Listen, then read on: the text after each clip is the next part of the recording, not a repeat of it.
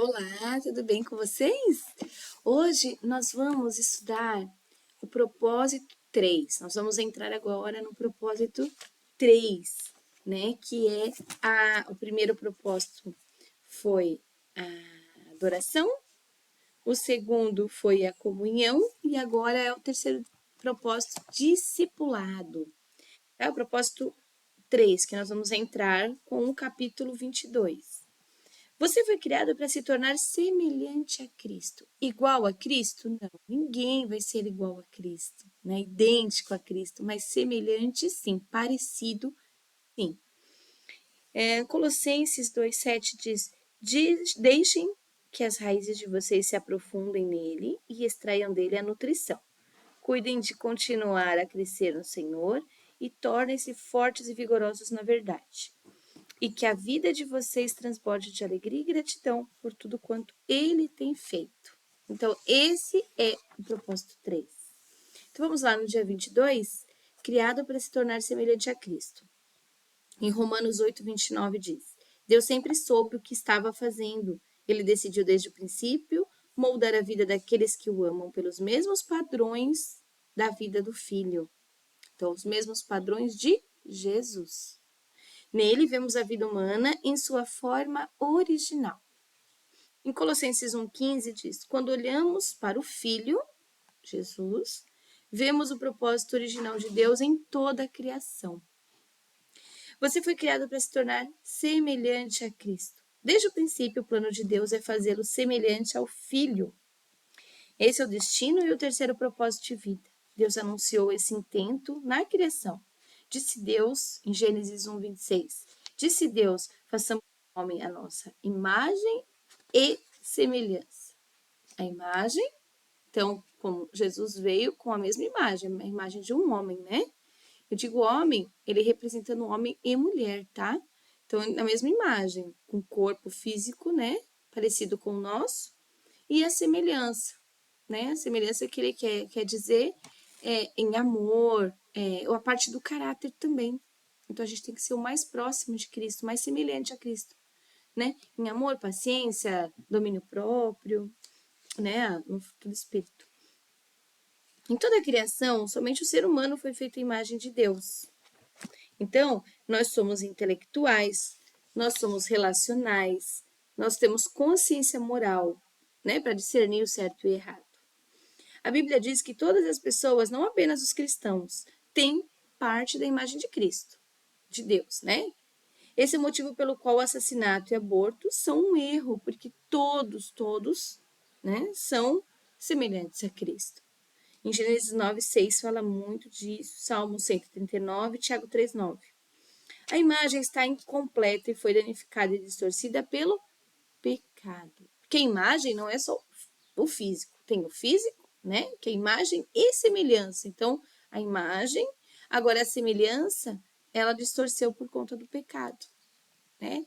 Então, Adão e Eva estavam bem parecidos, semelhantes a Deus, foi quando cometeram um pecado e aí houve aquela ruptura na comunhão deles, né?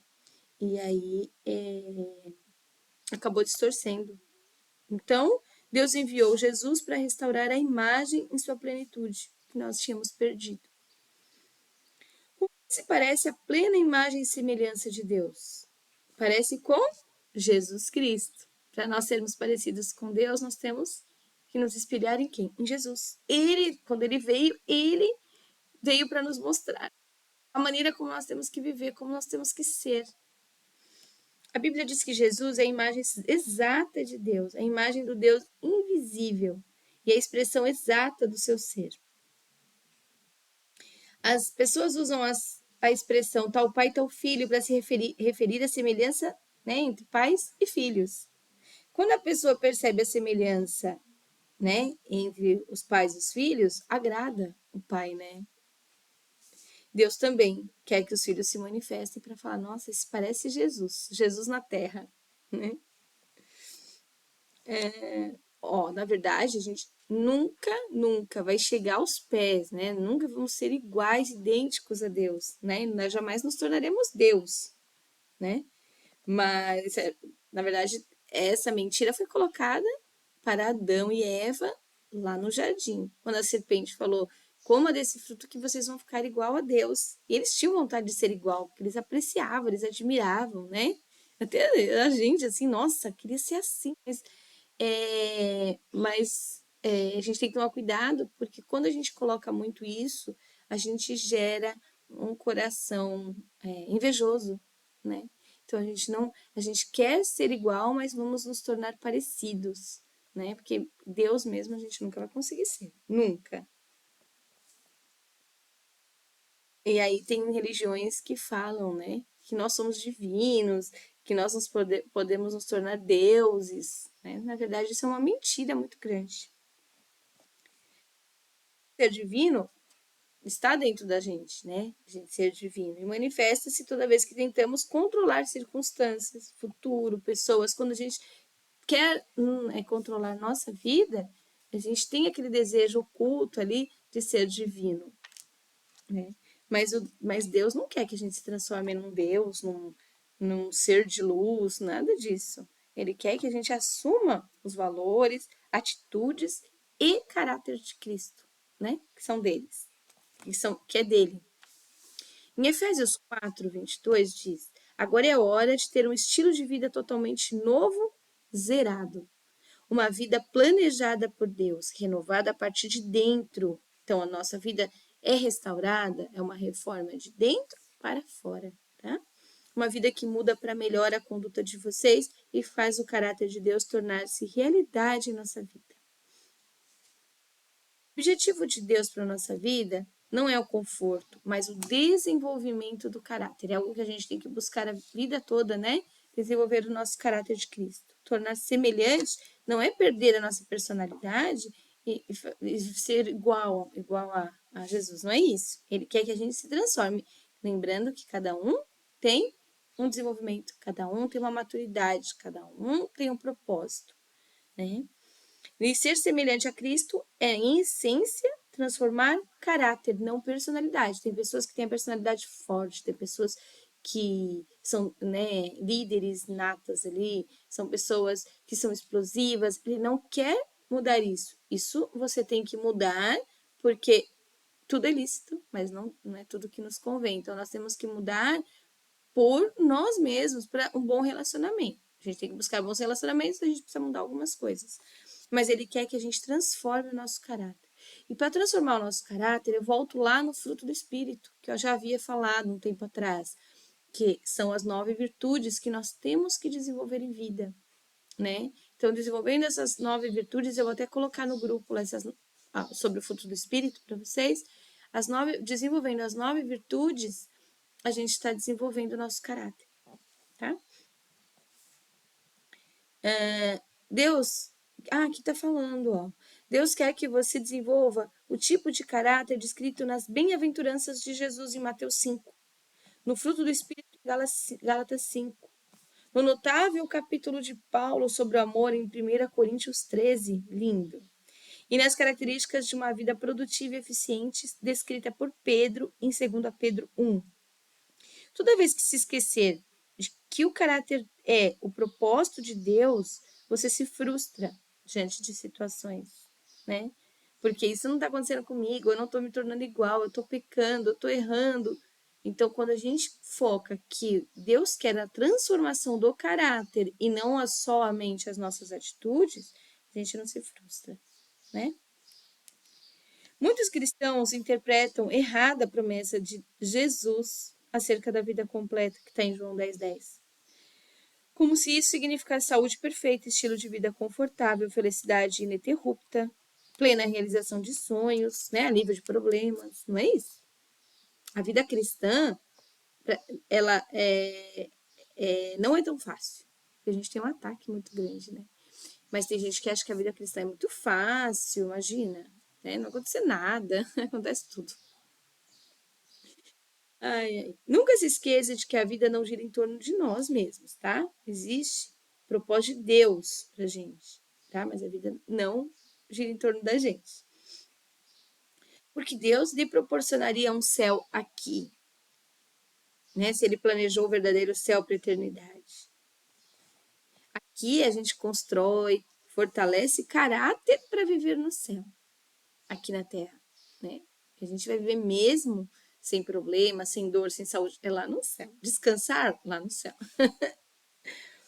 A obra do Espírito Santo de Deus em você. É tarefa do Espírito Santo produzir um caráter semelhante ao de Cristo em você.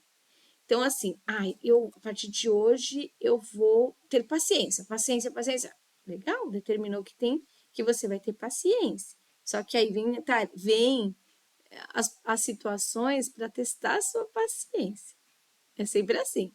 Eu quero ter paz. Aí vem situação para testar a sua paz, né? Mas, na realidade, quem trabalha em nós, quem nos ajuda a esse desenvolvimento é o Espírito Santo.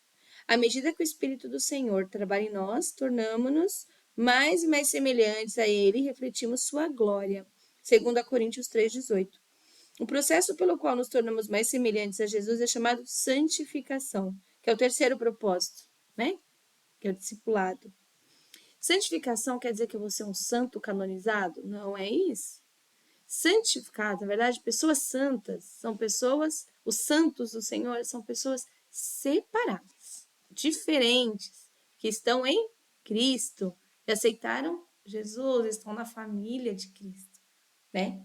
E a santificação é o desenvolvimento do santo, do separado. Santificação é nos tornarmos parecidos com Jesus, né? Você não pode reproduzir o caráter de Jesus por esforço próprio, que é o que eu falei. Eu vou testar a minha paciência, aí vai ser testado. Quem vai fazer tudo isso, quem vai dar direção, decisões, a força de vontade, situações, é o Espírito Santo. Tá? Somente ele tem poder para realizar transformações de Deus na nossa vida.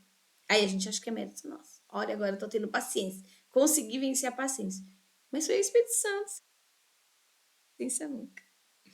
Filipenses 2,13. A Bíblia diz: Deus está operando em vocês, dando-lhe o desejo de obedecer-lhe e a capacidade de fazer o que lhe agrada. Então, Deus está operando em vocês. Quem opera em nós é o Espírito Santo, né? Então, na Trindade é o Espírito Santo que opera em nós, né? Que age. O operar é agir, né? Agir na nossa vida. Mencione o poder do Espírito Santo e muitas pessoas imaginarão manifestações miraculosas e emoções intensas. Assim, o Espírito Santo está trabalhando em mim. Nossa, vão achar que você vai, né? Receber o Espírito ali.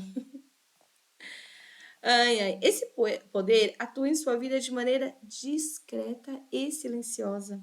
Às vezes a gente nem percebe. A gente começa a ter tranquilidade para as situações sem perceber. A gente começa a não ser mais explosivo sem perceber. Né? É como uma brisa suave, como diz em 1 Reis 19:12. As características de Cristo não são reproduzidas por imitação, mas por habitação. Permitimos que Cristo viva por meio de nós. Pois esse é o segredo. Cristo vive em vocês. Colossenses 1:27. E como isso acontece na vida real?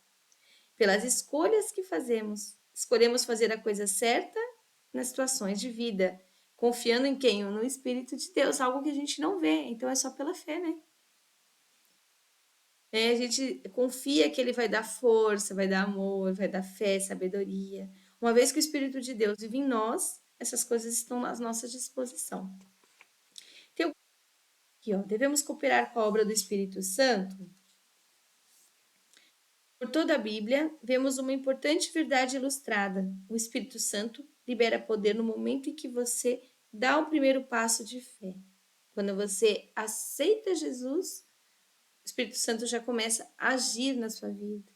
E aí, quando você batiza ele, você acaba recebendo ele, né? José deparou com um obstáculo intransponível. As águas transbordaram no Rio Jordão. Recuaram somente depois que os líderes pisaram na água, né? Num ato de obediência, quando Moisés pisou na água. A obediência libera o poder de Deus. Então, essa é uma chave. Essa é uma chave desse capítulo. A obediência libera poder de Deus. Deus espera que você haja primeiro. Não espere sentir poderoso, confiante para fazer, porque muitas vezes a gente vai com medo mesmo, né? Não acreditando, não não entendendo. Então, ele não espera. Não esperem que Deus fala, vai. Você vai sentir que é momento de ir. Mas, às vezes, vai surgir um medo, levantar um medo junto, mas vai assim mesmo. Né? Isso é obediência. Siga adiante mesmo sendo fraco, né? Fazendo a coisa certa, independente de medo e sentimento. É assim que você coopera com o Espírito Santo. E essa forma, obedecendo, né? E cooperando com o Espírito, que o Espírito haja, é onde a gente desenvolve caráter. A Bíblia compara o crescimento espiritual a uma semente, a uma edificação e a uma criança que se desenvolve. Cada metáfora mostrada exige uma participação. Sementes devem ser plantadas e cultivadas, edificações devem ser construídas e crianças devem comer e se exercitar para crescer. Então, vocês percebem que tem que ter uma ação. Então, para ter um poder liberado. Então, a gente tem que ter uma ação antes para a gente desenvolver nosso caráter. Para resolver alguns problemas na nossa vida, a gente tem que agir. E depois Deus nos auxilia, né?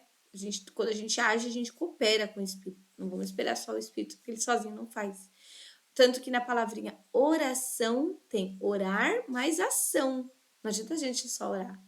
Eu quero arrumar um serviço. Vou lá orar, orar, orar e ficar sentado no sofá, assistindo televisão, orar, orar, orar, orar, orar.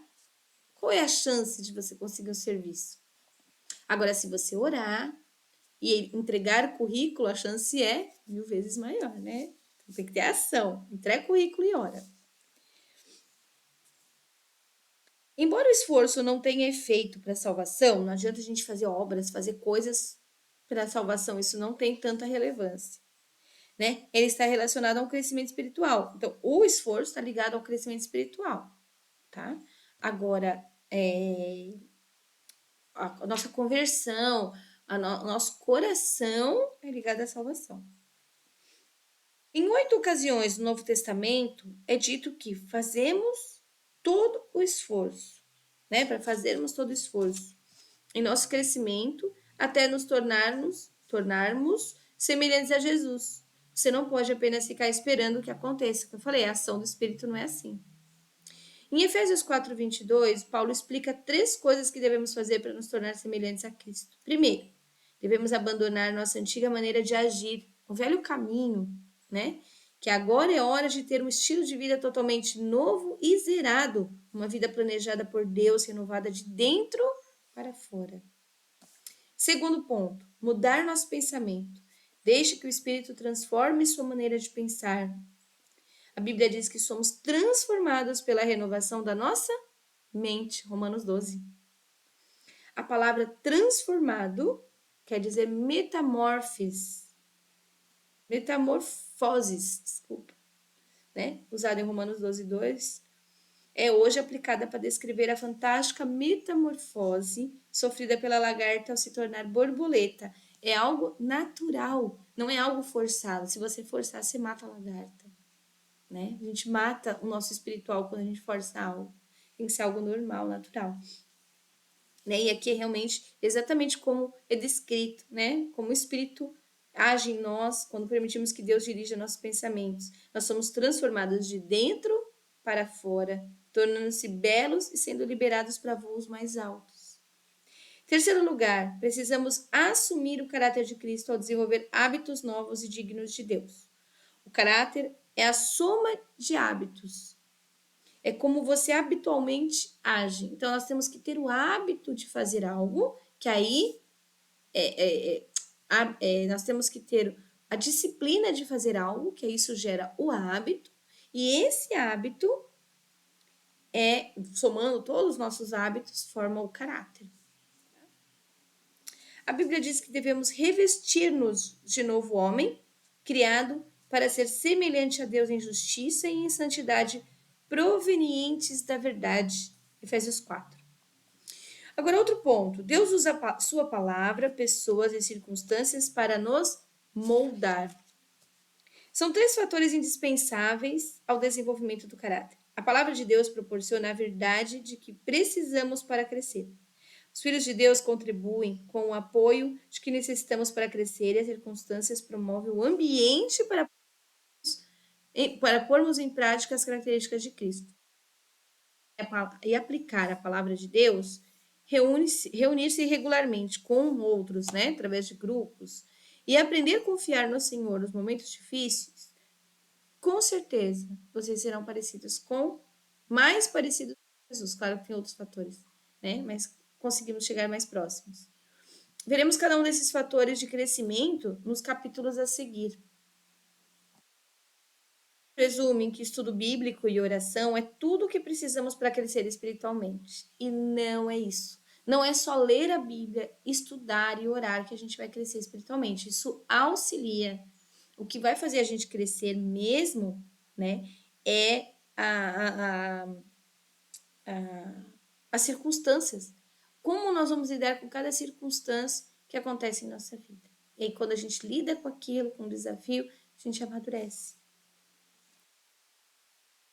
Em algumas religiões, as pessoas consideram mais santas e maduras quando se isolam das outras em monastérios, né, no topo de montanhas, não tendo contatos com seres humanos. Aí tem uma evolução espiritual, você com você mesmo, aquela questão toda. Mas é um erro gravíssimo, né?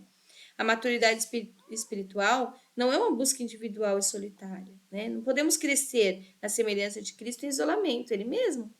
Ele se isolou um momento para ter uma intimidade com o Deus ali. Mas ele não se isolou, ele sempre estava em grupos. Ele andava com discípulos, ele não andava sozinho. Né? Você deve ter pessoas à volta e interagir com elas. Precisa fazer parte de uma igreja, de uma comunidade, de um grupo de estudos, né? Um grupo. A verdadeira maturidade espiritual diz respeito a aprender a amar como Deus amou. Como a gente vai aprender a amar sozinho? A gente aprende a amar Deus sozinho, amar a nós mesmos. Mas a gente precisa aprender a amar como? Com pessoas ao nosso redor. Não podemos ser semelhantes né, sem se relacionar com outras pessoas. Outro ponto, tornar-se semelhante a Cristo é um lento e longo processo de crescimento.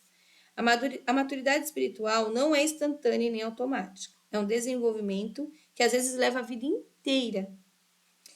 Né? Paulo fala, isso irá continuar até que sejamos maduros como Cristo e seremos totalmente semelhantes a Ele. Efésios 4. Você é uma obra em construção. Sua transformação espiritual, no que se refere a desenvolver o caráter de Jesus, durará o restante da sua vida. E mesmo assim, não será completada aqui. Nós vamos levar a vida inteira e aí nós vamos completar isso na eternidade. Se formos capazes de ver Jesus com perfeição, vamos nos tornando perfeitos como Ele. Não podemos imaginar sequer como seremos quando Cristo voltar. Né? Mas sabemos que vai chegar esse momento. Seremos semelhantes a Ele e veremos Ele como realmente é. Está em 1 João 3. Grande parte das confusões na vida cristã tem origem no desconhecimento da verdade de que Deus está muito mais interessado em edificar nosso caráter do que qualquer outra coisa. Ele não está preocupado se a gente está orando de olho aberto, olho fechado. Ele não está preocupado com nada disso. Ele está preocupado, claro que ele olha por tudo isso, né? Mas ele não está preocupado com isso. Ele está preocupado com o nosso coração e se a gente está tendo maturidade cristã, né? Se estamos edificando o nosso caráter.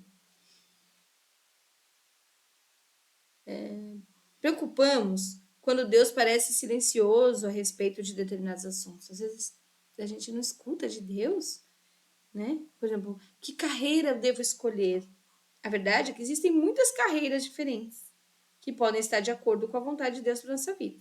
O que importa para Deus é que seja qual for a escolha, qual for a nossa escolha, que você se desempenhe com postura de Cristo onde é que vocês estejam, na carreira que vocês quiserem seguir, no serviço que tiver, né? No grupo de amigos, qualquer local que você estiver inserido, que você esteja desenvolvendo o caráter de Cristo. É isso que para ele importa. Mas para desenvolver, quando a gente fala assim, Deus som do coração, sim, para desenvolver o caráter é só quando a gente tem um coração puro. Porque quando a gente tem algo assim no nosso coração, que não seja da vontade, né, de Deus, coração com a manchinha que a gente fala, a gente não consegue desenvolver o caráter. Então a gente tem que ter o coração limpo. Está interessado em quem você é, né? Mais do que no que você faz. Somos seres humanos, não fazeres humanos. Então, ser humano, né? Ser, mais do que fazer. Deus se preocupa muito mais com o seu caráter, coração, do que com a sua carreira. Que é o caráter que leva para a eternidade, não o que você faz. Pode construir uma cidade. Isso não vai levar você para o céu por conta disso. Né? Não vai ganhar estrelinha por causa disso. Você está fazendo para o bem comum, ajudando pessoas, que aí faz parte do caráter de Cristo. Então ele não vai olhar o que você construiu, mas o que você deixou de marca, de legado, né, em outras pessoas. É preciso tomar uma decisão contra a formação cultural, né, que o mundo nos traz, né? Para que fala assim, ó, concentre em você, deixa o outro, primeiro lugar você, segundo você, terceiro você, quarto outro, né? E não é assim que funciona, a gente tem que mudar esse padrão. Lamentavelmente, uma rápida análise de diversos livros cristãos de sucesso, tá? Tomem cuidado também com o que vocês leem, né? Leiam por aí. Revela que muitos fiéis abandonaram a finalidade de viver para o cumprimento do propósito de Deus para se dedicar à estabilidade emocional e realização pessoal. São os grandes coachings da vida, né? Isso é o quê? Um narcisismo, olhar para si. Ele pode achar que está ajudando os outros, mas ele está se olhando para si mesmo, né? Ele não está olhando um discipulado, cuidando de vidas, não está cuidando. Cristo não morreu na cruz apenas para que pudéssemos levar uma vida equilibrada e confortável. O propósito de Cristo é ser semelhantes a eles antes de nos levar para o céu. Esse é o nosso grande privilégio, nossa responsabilidade direta e destino final. Tá bom? E aqui a gente encerra o dia 22. E pensando no propósito de vida, o tema é: fui criado para me tornar semelhante a Cristo. E o versículo, 2 Coríntios 3,18. Conforme o Espírito do Senhor trabalha em nós, tornamo-nos mais e mais como Ele e refletimos ainda mais a sua glória. E a perguntinha: em que área da minha vida preciso hoje rogar pela operação do Espírito Santo para se tornar mais semelhante a Cristo? Em que área da minha vida eu preciso orar, me dedicar, né? E esperar a operação do Espírito Santo para me tornar semelhante a Cristo. E agora a gente encerra o capítulo 22 e até amanhã. Fiquem com Deus.